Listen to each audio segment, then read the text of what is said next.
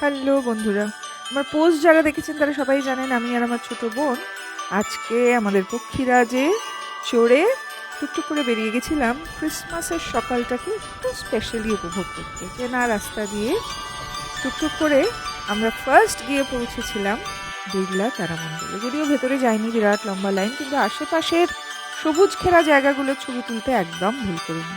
He was our Santa on wheels for today, Bharat দাদার সঙ্গে actually আমি আগে অফিস যেতাম, এখন বাড়ির পাশে অফিস হয়ে যাওয়ায় ভরত দাদার সঙ্গে আর যাই না, কিন্তু যোগাযোগটা রয়েছে। ক্যাপচার করেছি প্রকৃতি, আর ক্যাপচার করেছি ফ্লেভার্স অফ কলকাতা স্ট্রিট।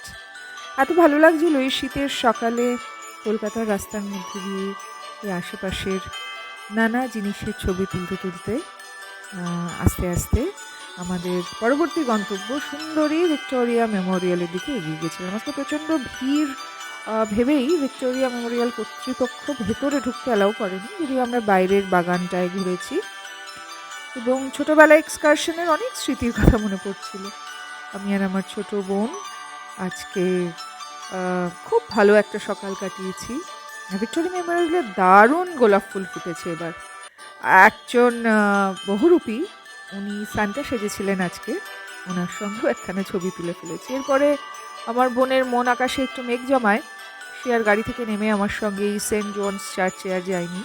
কিন্তু আমি এই চার্চে ফর দ্য ফার্স্ট টাইম এই 25শে ডিসেম্বরের দিন গিয়ে আমি দেখলাম ভেতরে কিন্তু খুবই শান্তি পেলাম।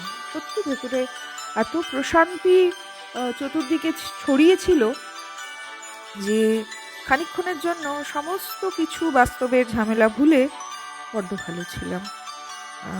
ছবি তুললাম অনেক এবং দুপুরবেলার খাওয়াটাও কিন্তু খুব জমজমাট হয়েছিল। শেষ করব সবাইকে আবার মেরি ক্রিসমাস জানিয়ে। Thank you.